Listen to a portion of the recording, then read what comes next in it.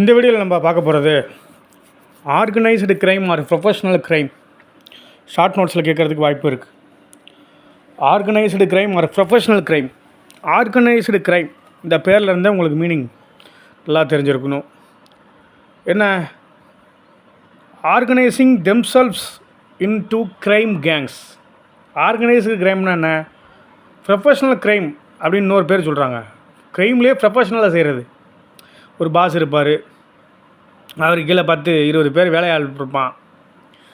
இங்கே இன்னைக்கு இந்த இடத்துல கொள்ளடிக்க போகிறோம், இந்த இடத்துல வைலன்ஸ் பண்ண போகிறோம், இந்த மாதிரி இல்லீகல் ஆக்டிவிட்டீஸில் ஈடுபட போகிறோம், இல்லை இவனை மிரட்டி பணம் பறிக்க போகிறோம் இப்படின்னு இதை ப்ரொஃபஷ்னலாக செய்கிறவன் தான் யாருன்னா ப்ரொஃபஷ்னல் கிரிமினல்ஸ். இதுக்கு பேர் ப்ரொஃபஷ்னல் க்ரைம். ரைட். ஸ்டெல்லின் அப்படின்னு ஒருத்தர் இருக்கார். ஸ்டெல்லின் அப்படின்னு ஒரு அறிஞர் இருக்கார். அவர் என்ன சொல்கிறாரு? ஆர்கனைஸ்டு க்ரைம் அப்படின்னா ஒரு குரூப் ஆஃப் பீப்புள்ஸ் இருப்பாங்க, ஒரு குரூப் ஆஃப் பீப்புள்ஸ் ஆர்கனைஸ்டாக இருப்பாங்க, அவங்க சேர்ந்து ஒரு இல்லீகல் ஆக்டிவிட்டீஸில் ஈடுபடுறது தான் ஆர்கனைஸ்டு க்ரைம் அப்படின்னு ஸ்டெல்லின் சொல்கிறார். ஸ்டெல்லின். ரைட்டா? ஆர்கனைஸ்டு அப்படின்னாவே ஒரு 20 பேர் இருக்கான்னா, அவன் பாஸ் இருக்கானா, பாஸ் சொல்கிறத கேட்டு ஒரு ஆஃபீஸ் எப்படி செயல்படும் அது மாதிரி செயல்படுறது. இவங்க இல்லீகல் ஆக்டிவிட்டீஸில் ஈடுபடுறது. ரைட்.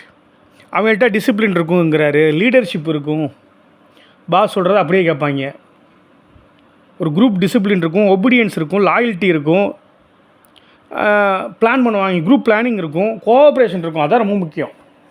20 பேர் இருக்கானா 20 பேருக்குள்ளேயும் கோஆப்ரேஷன். அதாவது ஒருத்தன் மாட்டினா கூட அடுத்தவன் பேரை சொல்ல மாட்டான், அந்த மாதிரி இருப்பாங்க. ரைட்டா? இப்போ ஆர்கனைஸ்டு கிரிமினல்ஸ் பொதுவாக எங்கே இருப்பாங்க, எந்த மாதிரி குரூப்ஸில் இருப்பாங்கன்னா அந்த கேம்பிளிங் குரூப்ஸில் இருப்பாங்க அப்படின்னு சொல்கிறாங்க.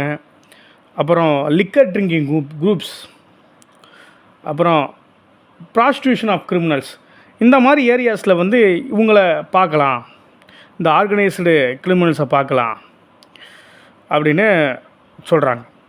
இந்த ஆர்கனைஸ்டு க்ரைம் அப்படிங்கிறது இட் இஸ் எகெயின்ஸ்ட் லா. அது நம்மளுக்கு நல்லா தெரியும். இவங்க ஒரு குரூப்பாக ஃபார்ம் பண்ணிவிட்டு என்ன பண்ணுவாங்கன்னா, இவங்க எப்படி தப்பிக்கிறது அப்படின்னா, அந்த அத்தாரிட்டி ஒரு போலீஸ்மேன் இருக்காருன்னா அவருக்கு வந்து லஞ்சத்தை கொடுத்துட்றது. அவங்களுக்குள்ளே நெட்வொர்க் வச்சுருப்பாங்க, லஞ்சத்தை கொடுத்து தப்பிக்கிறது. எப்படி அவங்க வந்து எக்ஸிக்யூட் பண்ணணும் ஒரு விஷயத்த அப்படிங்கிறது நல்லா தெரியும். எப்படி இந்த க்ரைமை கமிட் பண்ணணும், அப்புறம் அதை எப்படி எக்ஸிக்யூட் பண்ணணும், எப்படி தப்பிக்கணும். அதனால தான் அது ஆர்கனைஸ்டு க்ரைம் அப்படிங்கிறாங்க. ப்ரொஃபஷ்னல் க்ரைம் எப்படி தப்பிக்கணுங்கிறது முன்னக்கூட்டியே உங்களுக்கு தெரியும். இவங்களுக்கு லாட்ஸ் ஆஃப் கம்யூனிட்டி இருக்குது சப்போர்ட் பண்ணுறதுக்கு. அதனால் இவங்கள கண்டுபிடிக்கிறது ரொம்ப கஷ்டம் அப்படிங்கிற மாதிரி சொல்கிறாங்க. ஓகேவா? அண்ட் தென் இவங்களுக்குன்னு தனியாக ஓன் கோட்ஸ் ஆஃப் எத்திக்ஸ் வச்சுருப்பாங்க. ப்ரொஃபஷனல் எத்திக்ஸ் மாதிரி இவங்களுக்குன்னு ஒரு தனி எத்திக்ஸ். இப்போ சில பேர் தப்பு பண்ணான்னா, நீ 3 மாதத்துக்கு இந்த ஸ்டேட்டுக்கு வரக்கூடாது, வேறு ஸ்டேட்டுக்கு ஓடி போயிரு, அங்கே போய் தலைமுறை யார், அப்படி ஒரு ரூல்லாம் வச்சுருப்பான். இப்போ ஒரு செயலை செஞ்சதுக்கப்புறம் என்ன செய்யணும், செய்கிறதுக்கு முன்னாடி என்ன செய்யணும், எப்படி தப்பிக்கணும், இந்த மாதிரி இண்டிவிஜுவல் கோட்ஸ் எத்திக்ஸ் வச்சுருப்பாங்க இவங்களுக்குள்ளே. இதனால தான் இவங்க தப்பிக்கிறாங்க அப்படின்னு சொல்கிறாங்க. There are types of criminal organizations. என்ன கிரிமினல் ஆர்கனைசேஷன்ஸை இந்த ஆர்கனைஸ்டு க்ரைம் செய்கிறவங்கள 4 விதமாக பிரிக்கிறாங்க. Pre planned organised crimes, organised crime syndicate, racketeering, political grafting அப்படின்னு 4 பிரிக்கிறாங்க. Pre planned organised crime, organised crime syndicate, racketeering, political grafting. இதில் ப்ரீ பிளான்டு அப்படின்னு வரும்போது இந்த ப்ரீ பிளான்டு ஆர்கனைஸ்டு க்ரைம் தான் ரொம்ப சொசைட்டிக்கு த்ரெட்டாக இருக்குது, பீஸுக்கு ரொம்ப த்ரெட்டாக இருக்குது. ஒரு குரூப் ஆஃப் பீப்புள் சேர்ந்துக்கிட்டு ஒரு ஆக்டிவிட்டியில் ஈடுபட்டு அந்த இன்செக்யூரிட்டியை சீர்குலைக்கிறது, இன்செக்யூரிட்டி அமங் பீப்புள், ஒரு பயத்தை உருவாக்குறது, மக்கள் மத்தியில் ஒரு பயம், அன்லாஃபுல் ஆக்டிவிட்டியில் ஈடுபடுறது. ஸோ இது ப்ரீ பிளான்டு. ஒரு 10 பேர் சேர்ந்துக்கிட்டு ஒரு அறுவை எடுத்துகிட்டு போய் ஒரு 2 பேரை இன்றைக்கி கொலை பண்ணுறோம் அப்படின்ட்டு போனான்னா தெருவில் எப்படி இருக்கும்? அது மக்கள் மத்தியில் ஒரு பயத்தை ஏற்படுத்தும். அதுதான் ப்ரீ பிளான்டு க்ரைம். இது வந்து கிட்டத்தட்ட இது பப்ளிக் ரியாக்ஷன் இதுக்கு எப்படி இருக்குன்னா, இமீடியட்டாக பப்ளிக் ரியாக்ட் பண்ணுவாங்க இதுக்கு. தன்னோட ஏரியாவில் ஒரு குளம் இருக்குது, 10 பேர் அறுவா எடுத்து வந்து வெட்டுறான் ஒருத்தனை நடு ரோட்டில் அப்படின்னு சொன்னால் எப்படி இருக்கும்? அது பிளான் பண்ணாமல் அதை செய்வானா? ப்ரீ பிளானோட தான் அதை செய்வானுங்க. Right. Organised crime syndicate. Organised crime syndicate இதுவும் என்ன, கிட்டத்தட்ட gambling, commercialised prostitution, supply of narcotic drugs, intoxicants, இதெல்லாம் எல்லாமே இதில் வருது அப்படின்னு சொன்னால் அந்த ஆர்கனைஸ்டு க்ரைம் சிண்டிகேட்லாம் வருது. இதில் குரூப் ஆஃப் பீப்புள் இருக்காங்க, ஒரு நார்காட்டிக்ஸை சப்ளை பண்ணுறது, ட்ரக்ஸை சப்ளை பண்ணுறது. கமர்ஷியலைஸ்டு ப்ராஸ்டியூஷனுங்கிறது இல்லீகல், பட் அதை கமர்ஷியலைஸ் பண்ணி எப்படி பண்ணுறது அப்படிங்கிற முறையில் பண்ணுறது. அடுத்தது